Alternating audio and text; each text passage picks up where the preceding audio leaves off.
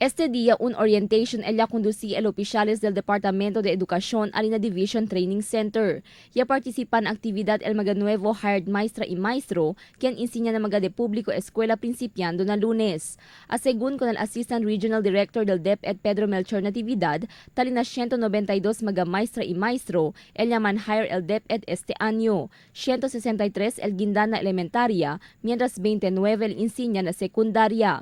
Según con Natividad, ¿cuántos di ila el enseña na mga lejanos eskwela y na mga isla? Elementary, 163 elementary, no? El high school is 29, no? El alegre lang kita anunsya kay out of the 163, mucho tamin kita maestra y maestro yan transfer para nadila mga lugar, mga location. Akatala may localization. So first we attended to the teacher transferees and then on the bakante, ala tamin kita fill up L163. Pero hindi man todo, siguro tiyan nilang around almost 50 kita na teacher transfer, may galit todo abuya aura.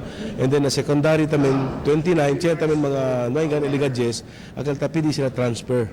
Durante el orientation, ya reitera si Natividad el responsibilidad del cada maestra y maestro kundi este mga estudyante. El necesidad para ofrecer buen calidad de edukasyon con mga estudyante y asegura que queda preparado mga bata para na futuro. Uno na mga participantes na orientation si Alain Carl Aramal desde el Barangay Mampang.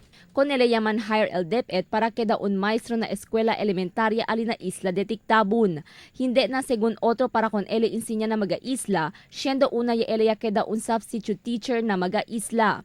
No hay de nada según con ele viaja para na mga isla a mediante el peligro. El importante según, el puede ele encansa con mga estudyante quien ta necesita edukasyon. Siya yung experience mang substitute na other island, ma'am. So siya yung experience si pakilaya mang handle mga situations como ala na island, ma'am. So como iyo siya yung advantage kaya pwede improve ako sa Elbida ala na isla.